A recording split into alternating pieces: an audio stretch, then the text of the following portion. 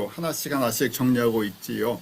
이 팔복의 말씀은 점진적 또 발전적이기 때문에 한 단계 한 단계 우리가 말씀을 묵상하고 적용하는 과정들이 필요하죠. 이렇게 할 때 개인적으로 우리가 영적인 성장의 우리 성숙의 과정들을 겪을 수 있는데, 우리 첫 번째 네 가지 과정은 개인의 성결, 개인의 삶에 대한 훈련이고, 이렇게 준비가 됐을 때 예수님의 성품으로 변화되기 시작할 때 하나님의 백성들, 성도들, 우리 믿음의 성도들과 함께 어떻게 섬겨나갈 것인가. 그래서 이 다음 네 가지, 후반부의 네 가지는 우리의 성도와 성도의 관계를 하나님의 은혜 가운데 어떻게 우리가 섬겨나가는 그런 모습들이죠. 그래서 이 앞에 네 가지가 없으면 뒤에 네 가지가 이루어지지 않죠. 그 앞에 네 가지가 베이스가 돼서 그 안에서 두 번째, 내가 하나님의 백성들, 이웃들을 내 몸과 같이 사랑할 수 있는 과정으로 되어가는 것이죠. 지난번에 저희가 지금 이 순서대로 심령이 가난한 자부터 애통하는 자, 온유한 자, 의에 주르고 목마른 자, 긍휼히 여기는 자, 마음이 청결한 자까지 같이 나눴던 것 같아요. 그래서 오늘 계속 이어서 합니다.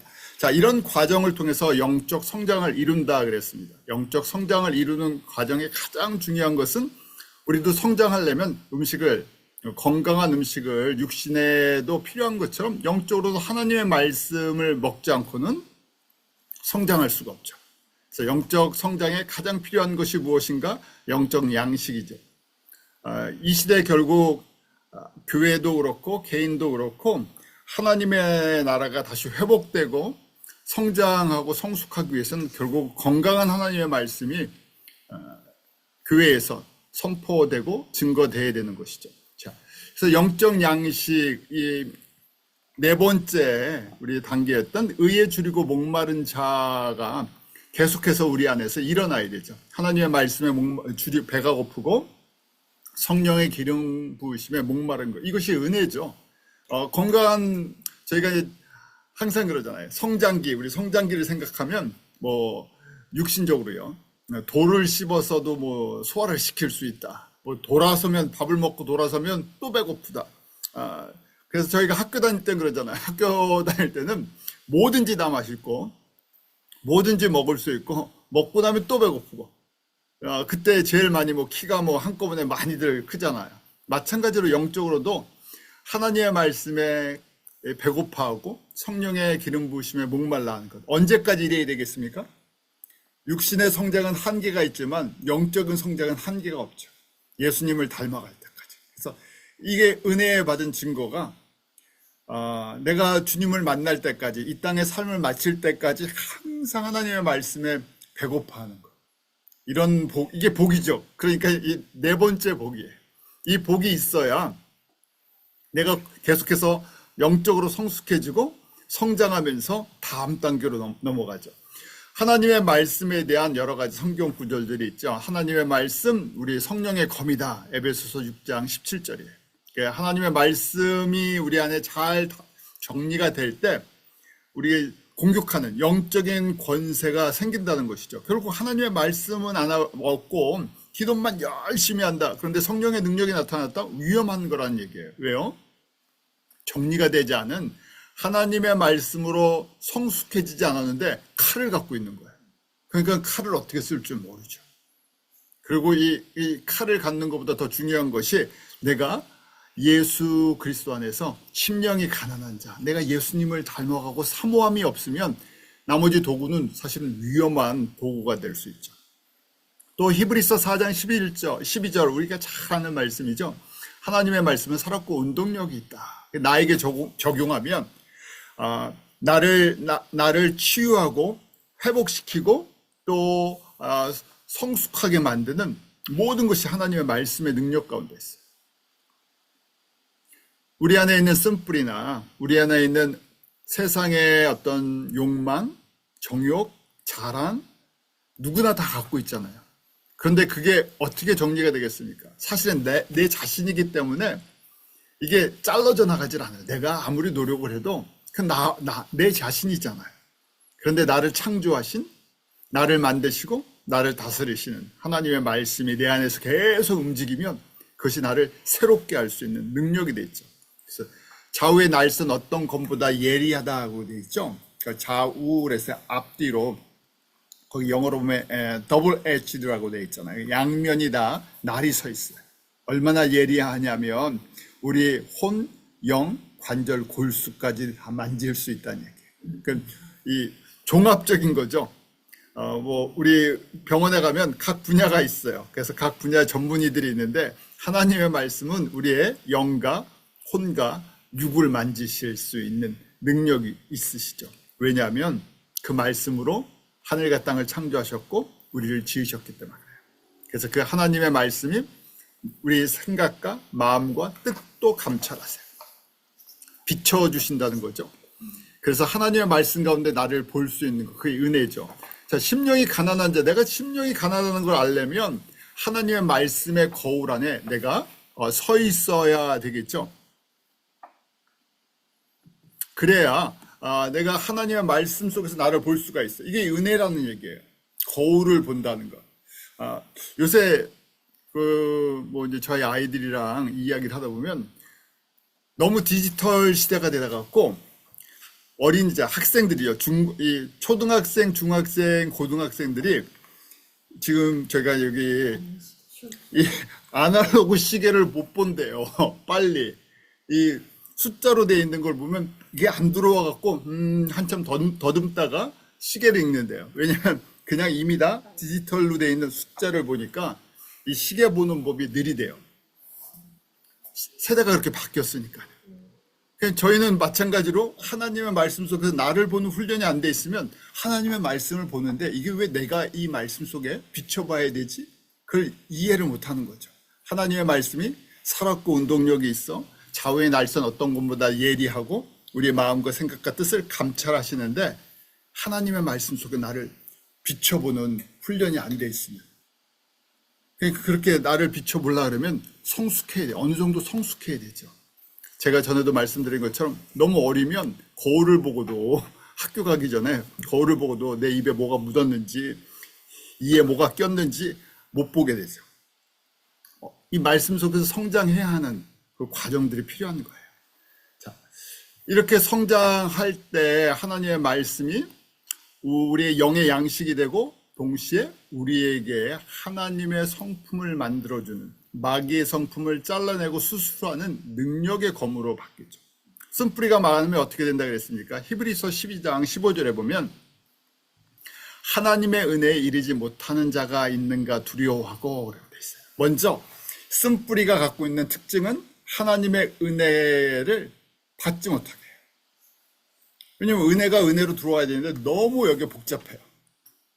그래서 우리 혼의 구조에서 공부했었죠. 혼의 구조가 하나님의 성전으로 되어 있는데 지성소까지 들어가서 언약궤 앞에 하나님의 보좌 앞에 나가야 되는데 거기까지 들어가기 너무 복잡한 거예요. 너무 지저분한 거예요. 그러니까 말씀이 들어와서 거기까지 흘러가야 되는데 그 은혜가 거기까지 흘러가지 못하고 중간중간에 다 막혀버리는 거예요. 어떻게 해야 됩니까? 은혜를 받으려면 쓴뿌리를 제거해야 돼요.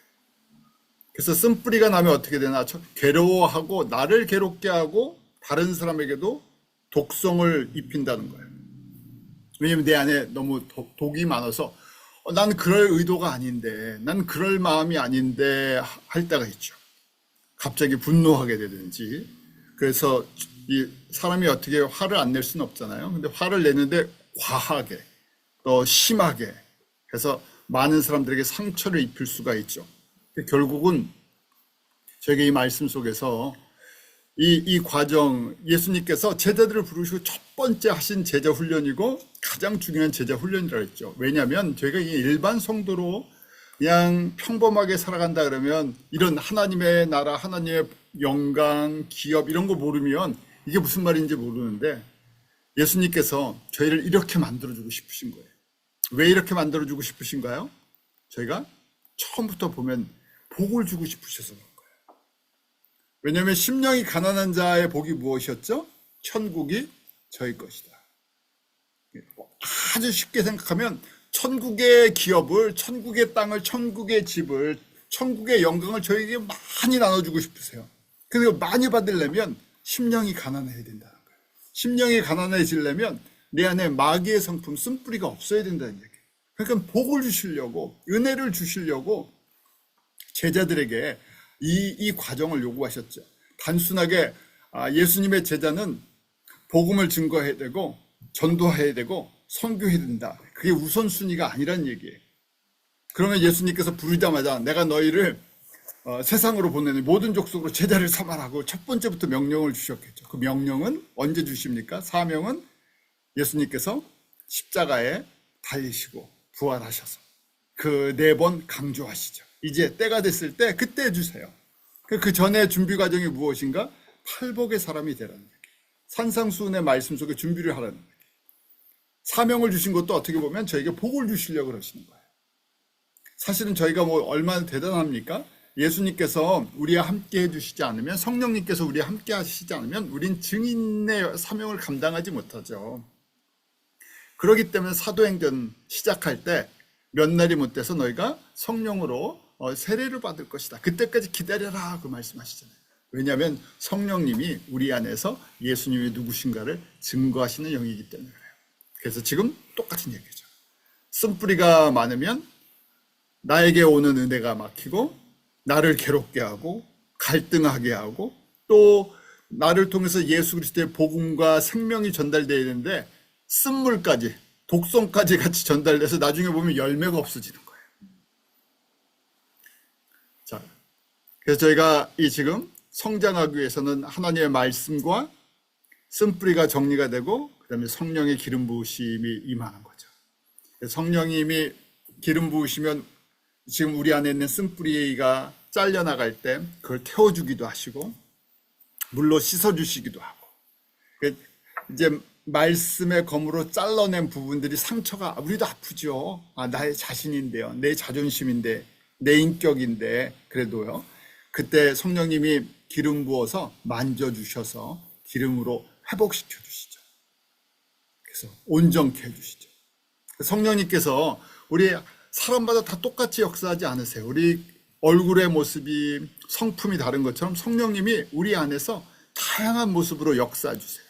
그래서 성령님이 어떤 성령님이신가? 우리를 도와주시는 성령님, 보혜사 성령님. 우리 옆에 파라클레토스, 우리 옆에서 우리가 초대를 할 때 들어오셔서 우리를 새롭게 해주시는 분, 우리의 갈급함을 채워주시는 분, 불처럼 임하실 때도 있고 바람처럼 임하실 때도 있고 물처럼 또 비둘기처럼 이슬처럼 임하셔서 우리의 마음을 온전케 해주시죠. 깨끗게 해주시고 정리시켜 주시고 그러면 하나님의 말씀이 우리 안에서 더 잘 정리가 돼서 소화되기 시작해요. 이런 과정이 없으면 말씀을 소화하고 싶어도 소화가 잘 안 되죠. 그래서 쓴뿌리가 정리가 될 때 그 다음에 성령님께서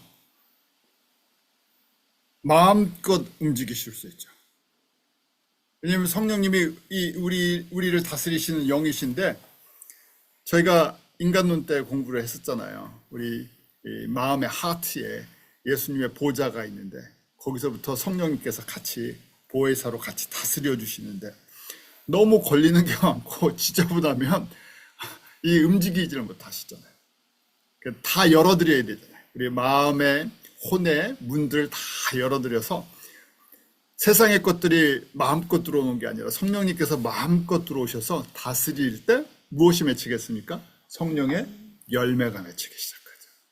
그럼 인격의 변화가, 가치관의 변화가, 세계관의 변화가 일어나기 시작해요. 언제까지요? 예수님 만날 때까지. 이건 멈출 수가 없어요.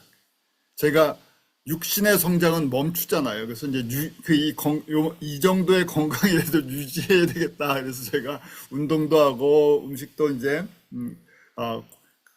구별해서 먹게 되는데 우리 영적인 거는 성장이 멈출 수가 없어요. 아무리 성장을 해도 예수님의 온전하심을 다 닮을 수가 없어서 그렇죠. 그래서 이 과정이 가장 기본적인 과정이죠. 영적 성장을 이루는 과정, 건강한 말씀, 양식, 그 다음에 그 양식이 들어가서 소화가 되려면 쓴뿌리가 정리가 돼야 돼요. 그래서 말씀 속에서 나를 우리가 이게 묵상하는 거잖아요. 리빙 라이프 뭐 생명의 삶이 됐던 매일 성경이 됐던 뭐 새벽 기도가 됐던 저희가 아침마다 이 말씀을 통해서 나를 돌아보는 거.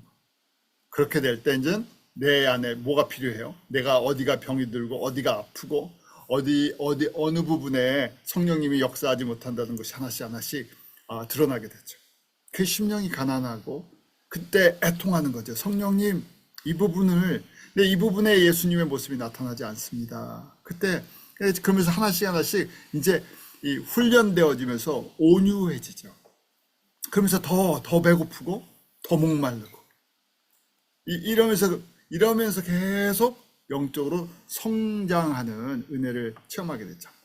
자, 이제 7번째 이런 계속해서 과정들이 있을 때 7번째 우리 긍휼히 여기는 자, 마음이 청결한 자 다음에 화평케 하는 자가 돼요. 화평케 하는 자가 된다는 것은 영적으로 굉장히 성숙한 단계인 것을 저희가 보게 되죠. 자, 영적 우리 성장 단계에 보면 이 6가지 단계 우리 공부했었잖아요. 영적 성장 단계, 영적 유아기, 아동기, 사춘기, 청년기, 아들기, 그다음 아버지.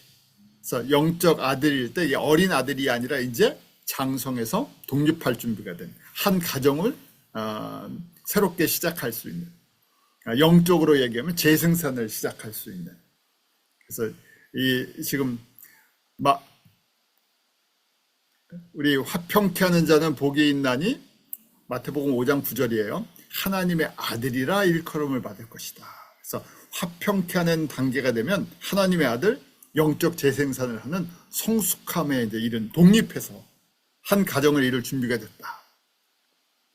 그래서 이 가정까지 와야지 이제 내가 비로소 수직적인 화평, 수평적인 화평, 그 예수님의 수직 계명과 수평 계명의 의미를 이해하게 되죠. 이걸 이해하지 못하고 화평케 하는 자 그러면 저희가 그냥 교회에서나 성도들 간에 분란이 있는 거를 인간적인 방법으로 화해를 시키려고 하죠.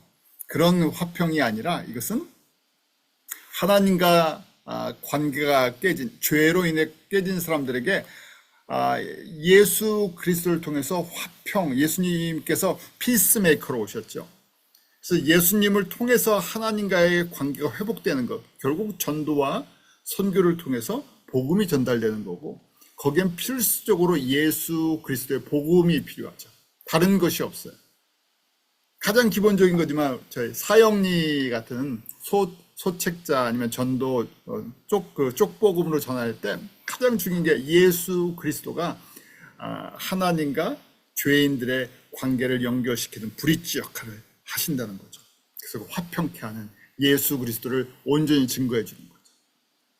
마찬가지로 저희가 그 일을 또 성도와 성도의 관계 속에서 예수님의 은혜로 예수님 안에서 저희가 지금 이 과정들을 온전히 이루어 나가는 것이 이제 수평적인 화평이죠. 그래서 이렇게 영적 재생산을 하는 영적 아버지가 되어가는 과정, 이것이 하나님의 아들 단계. 이걸 하려면 예수님이 원하시는 화평의 수준을 이해해야 되죠. 화평의 도구가 무엇인지, 화평의 그 수준이 어떤 것인지, 어떻게 화평하게 되는지. 지금 그래서 이 단계들이 계속해서 꼭 필요한 건데, 말씀드린 것처럼 영적 유아기 때도 팔복의 일복부터 팔복의 과정들이 지나가요. 왜냐하면 영적 유아기인데 젖을 먹지만요, 그 안에서도 심령이 가난한 자, 애통한 자, 이런 순서로 해서 흘러가는 거예요. 그러다가 이제 아동기가 되면 또 다른 차원의 팔복의 은혜를 체험하게 되죠. 그러다 어느 정도 이제 성장을 했으면 이제 사춘기에 들어가는 이제 그 사춘기 수준의 팔복을 이해하기 시작해요. 어디까지 그래서 저희가 팔복을 최소한 이해해야 된다? 영적인 아들 단계까지. 영적인 아들 단계가 될 때 사역을 해도 열매가, 썩지 않는 열매가 맺히는 거죠. 예수님이 받으실 수 있는 열매가 맺히는 거예요. 그렇지 않으면 너무 쉽게 말해서 사춘기에 결혼을 해서 아이를 낳으면 어떻게 합니까? 양육을 못하죠. 같이 성장해야 되는데 양육을 못해요. 영적 아들 수준이 돼야 진정한 의미의 이 영적인 양육이 되죠. 그래서 지금 화평케 한다고 표현을 하신 거예요. 자, 로마서 우리 7장, 8장의 그 관계를 공부했었습니다. 그래서 로마서 7장까지를 보면 이렇게 볼 수 있죠. 뭐 영적인 사춘기다, 영적인 청년기다. 뭐 아직 과도기란 얘기예요. 8장의 사람은 어떤 사람들입니까? 아버지를 아바 아버지라고 부르는 양자의 영을 받아서 아들의 단계가 된 거예요. 그래서 8장 15절에 너희는 다시 무서워하는 종의 영을 받지 아니하였고 양자의 영을 받았으므로 아바 아버지라. 우리 아바라는 뜻은 아빠라는 아람어라 그랬죠. 그러니까 하나님과의 관계가 가깝다는 얘기예요. 먼 하나님, 무서운 하나님이 아니라 나와 가까운, 나와 친밀한 하나님. 그래서 아들 단계인데 아들 단계가 어떤 단계라고요? 지금 영적인 이 화평케 하는 자. 그래서 화평케 하는 자가 될 때 로마서 8장의 사람. 그래서 영접하는 자, 곧 그 이름을 믿는 자들에게 하나님의 자녀가 될 때 이때 자녀는 어린 자녀예요. 요한복음 우리 1장 12절에 영접하는 자, 그 이름을 믿는 자에게 하나님의 자녀가 되는 권세를 준다 할 때 이때는 우리 원어로 보면 네피오스죠. 아직 상속자, 성숙한 독립을 할 수 있는 그런 자녀, 그런 아들이 아니라 그냥 하나님의 자녀가 되었다 하는 거예요. 그래서 영적인 아들이다 하는 것은 상속, 기업을 받을 준비가 됐다는 거예요. 기업을 운영할 준비. 그래서 하나님의 후사라고 얘기를 하죠. 이제 상속을 받아서 다스릴만 하다는 얘기예요. 그러니까 예수님께서 지금 제자들을 훈련시키시는데 목적이 무엇이세요? 제자들에게 복을 주고 싶으세요. 천국을 주고 싶으세요. 그냥 생명을 주시는 것이 아니라 천국의 기업을 맡겨주고 싶으신 거예요.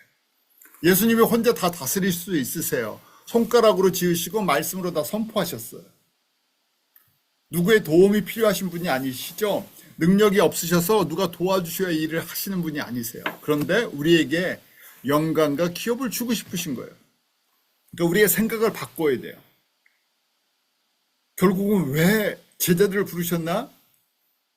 얼마든지 혼자 세계 복음화를 이루실 수 있고 혼자 구원을 다 이루실 수 있어요. 그런데 제자들에게, 교회들에게, 저희들에게 하늘의 복을 나눠주고 싶으신 거예요. 그래서 그 복이 어떤 겁니까?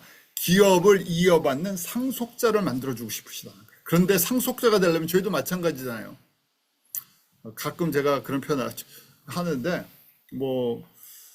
그렇게 될 수는 없지만 저희 식구가 빌 게이츠나 이런 사람이 저희 식구라서 마이크로소프트나 아니면 애플 회사를 저한테 맡겨주고 싶어 해요.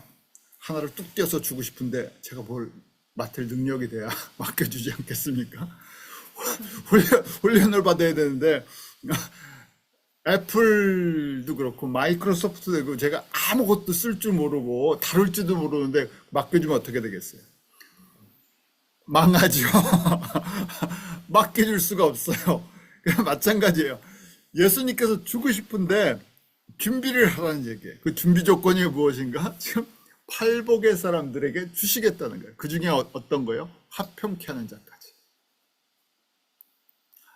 성령의 도우심 없이는 불가능하죠. 그래서 로마서 우리 8장의 사람의 특징은 무엇입니까? 성령의 다스림을 받는 사람, 성령님이 주인인 사람, 성령님께 주도권을 드린 사람, 성령이 나를 다스리는 것. 그래서 8장 26절에 이 8장의 사람의 특징이 무엇입니까? 이와 같이 성령도 우리 연약함을 도우시네. 우리 연약한 걸 아시는 거예요. 우리 스스로 할 수 있는 게 별로 없어요. 그래서 기도도 어떻게 하는지 정확하게 잘 몰라요. 그래서 우리가 세상에서 하던 기도대로 하죠. 그런데 이제 화평케 하는 단계에 이르면 예수님이 원하시는 수준을 아는 거예요. 예수님이 원하시는 나라를 아는 거예요. 그러니까 저희가 먼저 그의 나라와 그의 의를 구하게 되죠. 마태복음 6장에. 그럼 어떻게 하신다고요? 지금 이 편이에요. 로마서 8장 26절. 그러면 성령님이 말할 수 없는 탄식으로 우리를 위해 친히 간구해 주시는, 나머지 다 채워주시는 거예요. 아무리 저희가 기도를 오래 해도 기도를 다 할 수가 있는 게 아니잖아요. 그런데 중심이, 초점이 예수님의 보좌에서 하나님의 능력과 하나님의 나라, 하나님의 뜻을 온전히 깨달으면 어떻게 됩니까? 나를 사용해 주시는 것이 감사할 뿐이죠. 맡기기 시작하는 거예요. 맡기지 못할 때 저희가 걱정할 게 얼마나 많습니까? 사실 눈을 뜨면 요새같이 혼란한, 아무것도 안정이 안 되죠. 예수님 오실 때가 가까울수록 정말 혼란하다 그랬는데 하루하루가 너무 혼란하잖아요. 경제도 그렇고 정치도 그렇고 세계도 그렇고. 그래서 우리가 그걸 다 간구할 수가 없어요. 그런데 성령님께서 말할 수 없는 탄식으로 누구를 위해서 간구해 주세요? 나를 위해서 간구해 주시는데 조건이 있죠. 맡긴 사람들이에요. 로마서 8장의 사람들. 성령님께 나의 삶을 맡긴 사람들, 나의 걱정을 맡긴 사람들, 내 시간을 맡긴 사람들, 내 가정을 맡긴 사람들, 자녀를 맡긴 사람들, 기업을 맡긴 사람들, 건강을 맡긴 사람들. 어떤 목적으로 해서? 그의 나라와 그의 의를 위해서. 주님의 도구 되기 원합니다. 주님께서 사용하시는 것 너무 감사하죠. 그 조건은 심령이 가난한 자부터 이 지금 팔복의 사람이 되라 그러시는 거예요. 또 로마서 8장의 사람을 뭐라고 합니까? 하나님을 사랑하는 자다 하고 돼 있어요. 제가 운전하고 가는데 어떤 추럭에 하이웨이에서 미국 추럭인데 로마서 8장 28절이라고 딱 붙여놨어요. 그래서 로마서 8장 28절에서 저게 언뜻 생각하니까 하나님을 사랑한 자, 곧 그 뜻대로 부르심을 입은 자는 모든 것이 합력하여 선을 이룬다. 그래서 좀 믿음의 그 회사인가 보다. 그 추록 회사가 이렇게 영어로 로마서 8장 28절을 딱 붙여놔갖고 저렇게 합력해서 선을 이루고 싶은 것, 그런 사람들이구나. 근데 그 합력해서 선을 이루려면 하나님을 사랑해야 되죠. 우선순위가 예수님께 있다는 거예요. 하나님을 사랑하는 그 무엇입니까? 수직계명을 지킨다는 거예요. 마태복음 22장 37절 38절처럼 중심이 예수님께 있다는 거예요. 마음과 목숨과 뜻을 다하여 주 너의 하나님을 사랑하라. 우선순위가 예수님께 되어 있는 거예요. 이것이 어떤 사람이에요? 화평케 하는 사람.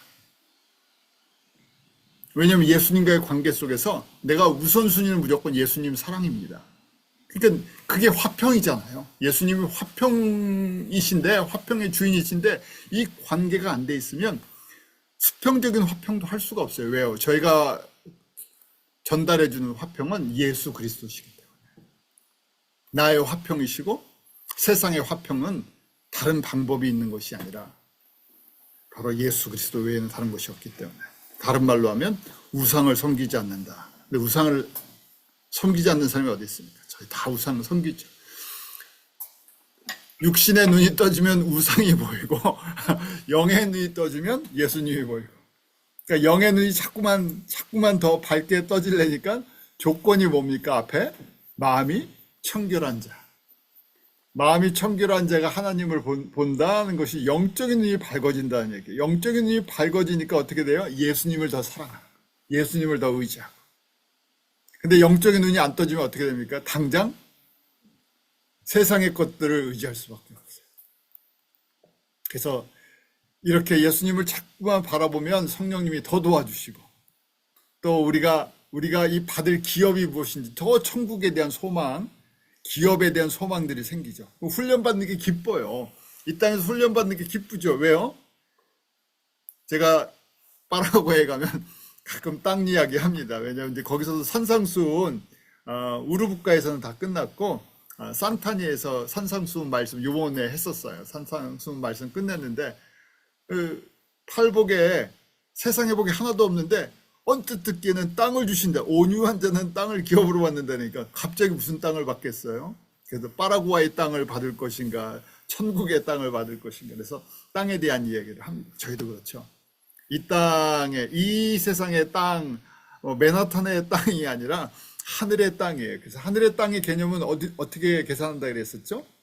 별로 계산한다 그랬었죠. 그래서 우리가 볼 수 있는 가장 가까운 별은 태양이라고 볼 수 있어요. 스스로 빛을 내는 걸 우리가 별이라고 하죠. 그 다음에 볼 수 있는 별이 몇십만 광년이 떨어져 있다 그러나요? 그래서 저희가 별 하나만 가져도 범위가 어마어마하잖아요.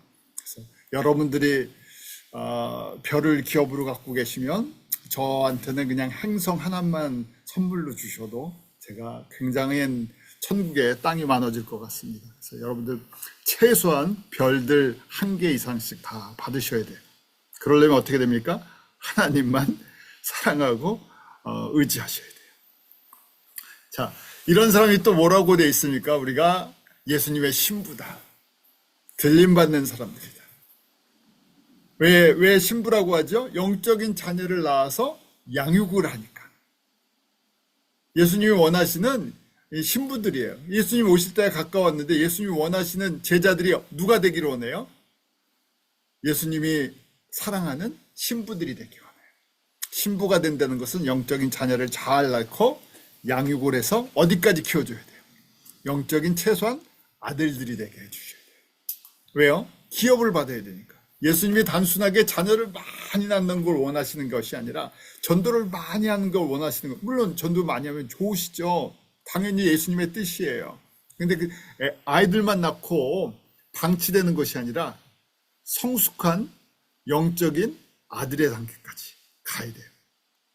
그래서 가서 전도하라 이렇게 말씀하지 않으시고 가서 모든 족속으로 제자를 삼아라 하고 말씀을 하시죠. 그래서 모든 족속이라는 것, 우리 판타타 에트네에서 모든 나라들, 민족들, 이방인들 가운데 제자를 삼아라, 신부들을 만들어주라는 얘기예요. 예수님의 신부들이.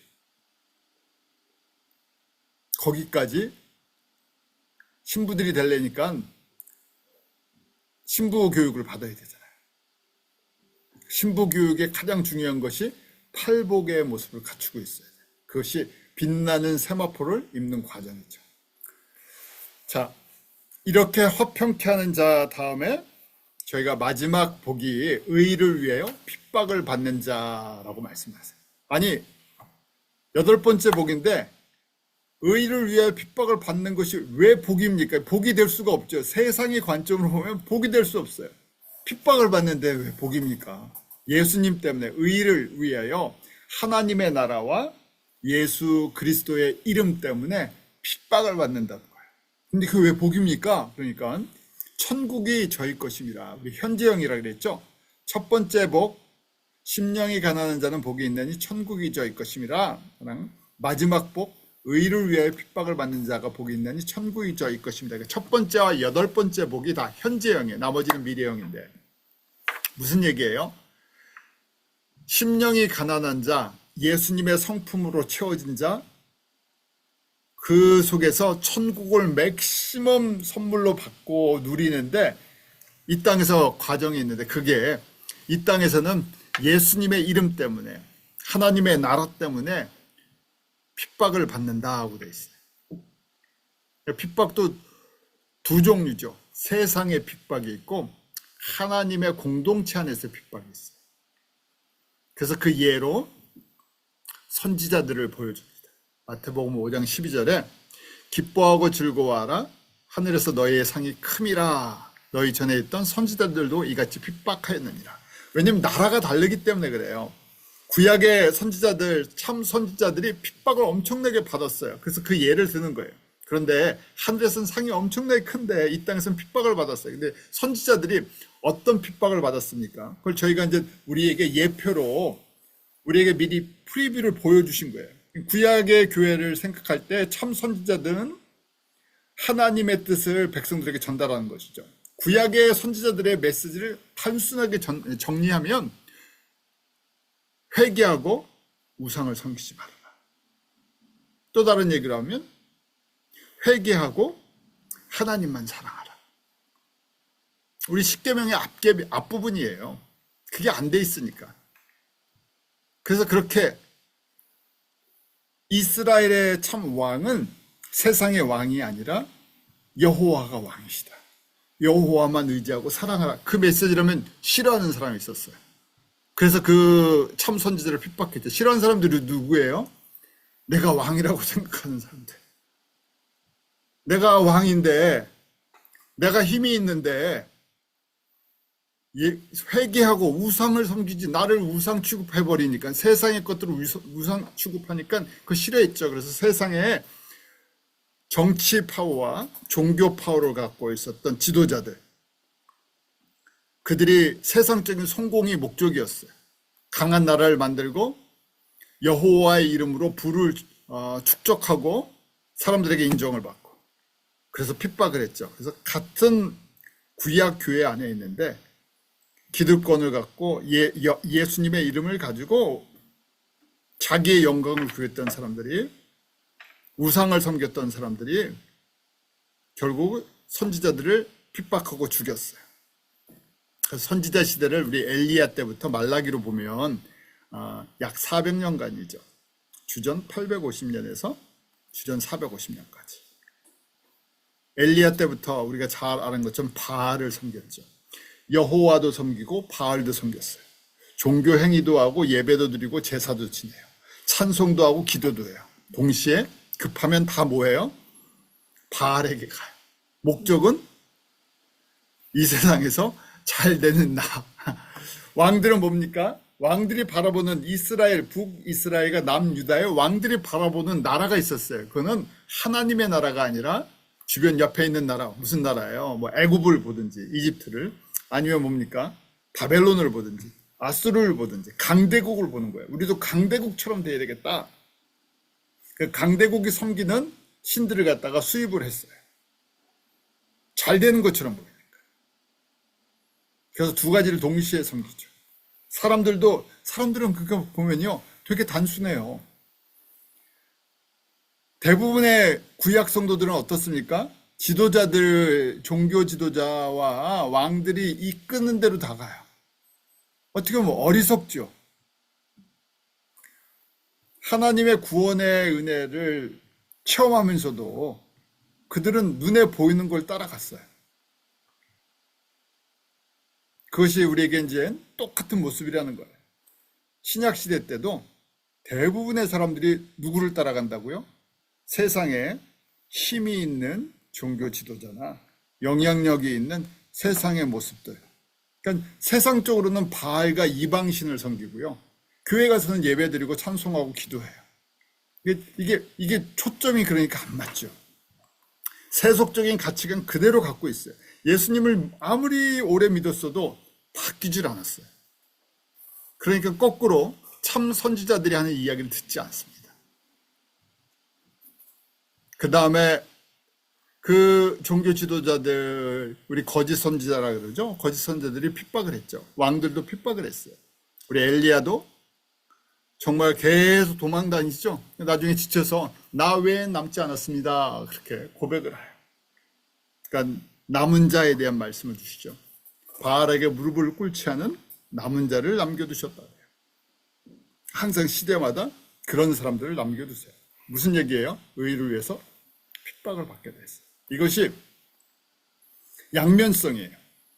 그래서 내가 예수님을 잘 믿고 따라가면 동시에 무슨 다른 어려움이 아니라 이 예수 그리스도의 이름 때문에 어려움을 당할 수 있다는 거예요. 그런데 뭐라고 말씀하십니까? 그게 복이라는 얘기예요. 그래서 천국에 대한 그 소망이 더 커지고 천국의 맛을, 천국의 기쁨을, 천국을 소유하는 것을 누리기 시작해요.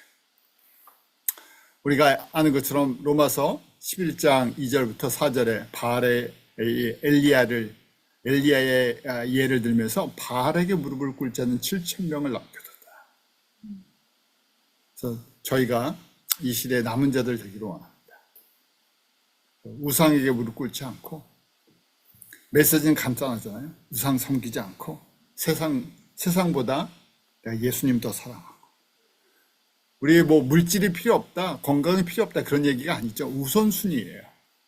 나에게 주신 건강, 물질, 뭐 재능, 이게 예수님의 영광을 위해서, 예수님의 뜻을 위해서 사용받는다면 복이 되잖아요. 그래서 내가 무릎을 꿇어야 할 것과 꿇지 말아야 할 것. 그래서 은혜로 남겨두신 자. 그런데 이분들의 헌신과 순종과 땀과 피로 예수 그리스도의 복음이 열매를 맺고 주님께서 그 가운데 영광을 받으신다는 거예요. 복 있는 사람들이에요. 세상에 누르면 복이 없어 보이는데 가장 복 있는 사람이에요. 그러기에 마태복음 5장 12절에 기뻐하고 즐거워하라 말씀하시는 거예요. 일부러 우리에게 핍박을 주세요, 핍박을 주세요. 그렇게 기도할 수는 없죠. 그런데 예수님 때문에 어려움을, 예수님의 이름 때문에 저희가 선교지를 섬기는 것도 그렇지 않습니까? 아주 단순한 논리에서 보면요, 조금 죄송한 편이기도 하지만 제가 파라과이의 그 학교를 보면, 기독교 학교를 보면 이민교회 조금 건강하고 좀 큰 교회 한 3군데만 같이 연합하면 대학교까지도 세울 수 있을 것 같아요. 아니 고등학교까지 우루부카 지역 산타니에 크리스천 스쿨 한 3교회만 연합을 하면 거기가 아주 비싼 학비를 요구하는 데도 아니니까 얼마든지 한 3교회 정도만 연합을 하면 고등학교까지 기독교 교육을 시켜줄 수 있을 것 같죠. 근데 잘 안 되잖아요. 거기를 위해서 말없이 헌신하는 분들이 계세요. 또 그것 때문에 지금까지 이만큼이 진행이 되어 있고, 마찬가지로 저희가 이 예수 그리스도의 복음이 땅끝까지 증거되는데 하나님께서 큰 부자들을, 큰 부자교회를 쓰시면 너무 쉽게 할 것 같잖아요. 그런데 꼭 연약한 사람들, 작은 사람들, 이름도 없는 사람들을 통해서 이 일을 이루시게 해요. 왜? 하트는 그런 사람들에게 주시고 정말 미국에 한 100대 부자 안에 들어가는 사람들이 정말 예수님을 믿고 헌신을 하면 선교 기금 걱정 안 해도 될 것 같은데 그런 사람들은 거기에 관심이 없어요. 그래서 하나님께서 꼭 남은 자를 남겨두세요. 숨겨둔 사람들이 보기에는 그렇게 영향력이 없는 사람들. 그런데 말씀하시죠. 내가 이 사람들을 통해서 일하는 걸 보여주겠다. 그래서 저희도 이 안에 들어가기로 원합니다. 이 안에 들어가면 예수님 때문에 희생하는 것, 예수님 때문에 수고하는 것, 땀 흘리는 거를 좀 다른 표현으로 즐거워하고 기뻐해야 하는 거예요. 근데 그렇게 기뻐하고 즐거워할 수 있는 것이 영적인 눈이 떠져서 우리가 받을 복이 보이니까요. 팔복의 말씀이 나에게 다가오니까요. 그래서 그 약속이 무엇입니까? 우리 계시록 22장 5절에 보면 세세토록 왕노릇 할 것이다. 우리가 기업을 받고 천국에서 어떤 자리에 있는지를 보여주시는 거죠. 계시록 22장이 이제 마지막 완성본이에요. 새하늘과 새 땅이 어떻게 완성되고 누릴 영광이 무엇인가. 그래서 거기 마지막에 보면 밤이 없겠고 등불과 햇빛이 쓸데없으니 이는 주 하나님이 저에게 비추심이라. 누구에게 비추세요? 왕노릇하는 예수님의 신부들에게. 예수님을 만나기를 사모하는 사람들.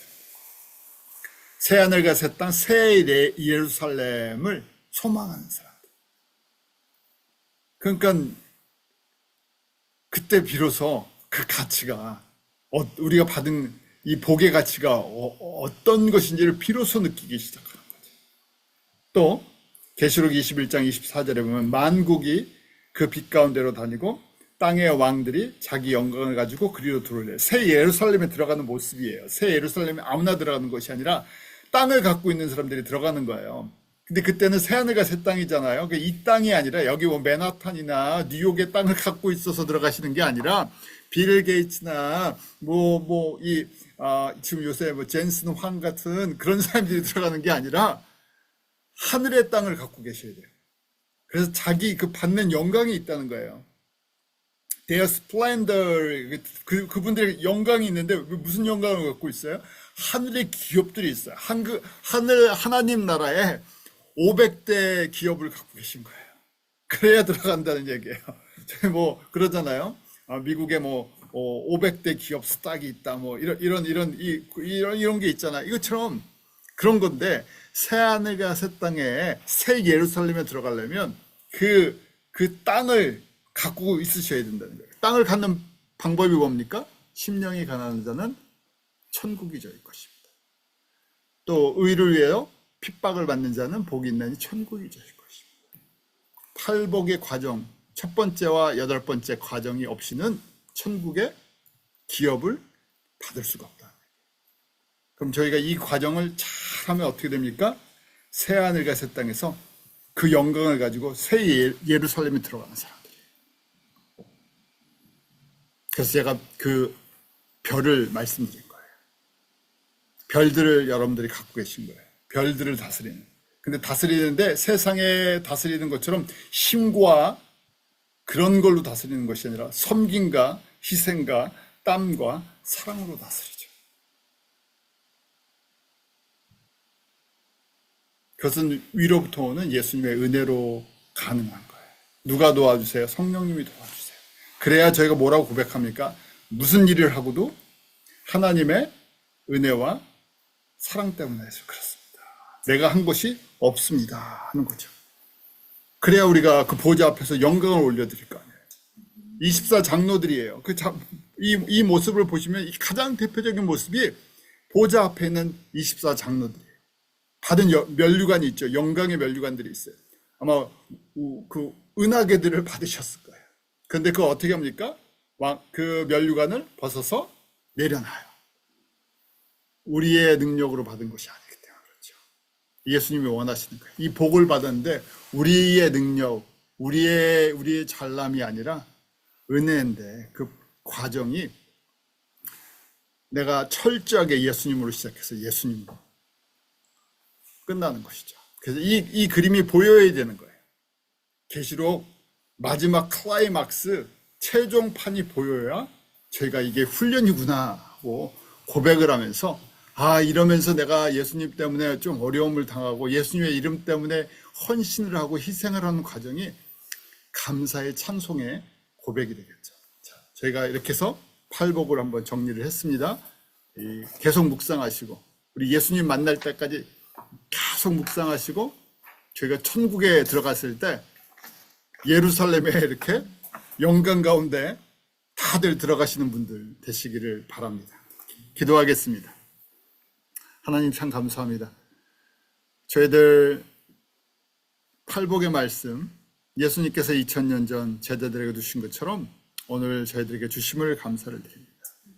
주님께서 이렇게 말씀하실 때 우리를 자녀로만 삼아주신 것이 아니라 하늘의 상속자, 하늘의 영광의 기업을 나눠주시는 복 있는 자로 삼아주시려고 저희들에게 이렇게 말씀해 주심을 감사드립니다. 주님, 이 말씀이 우리 심령 안에서 열매 맺게 하여 주시옵소서. 뿌리를 내리게 하시고 자라게 하시고 성령님 우리 안에 보혜사로 임하여 주셔서 우리 안에 있는 세상의 걱정들, 근심들, 쓴뿌리들 날마다 잘라주시고 태워주시고 녹여주셔서 이 안에 하나님의 말씀이 마음껏 역사할 수 있도록 성령님께서 마음껏 운행하실 수 있도록 하나님의 성전으로 새롭게 지어지는 은혜가 저희 한 사람 한 사람에 임하게 하여 주셔서 우리에게 맡겨주신 이 귀한 복음의 사명, 이 선교의 사명 주님의 은혜로 감당하게 하시고 우리 사랑하는 모든 믿음의 가족들과 함께 보좌 앞에 나아가는 영광 누리게 하여 주시옵소서. 감사하며 예수님 이름으로 기도하옵나이다. 아멘.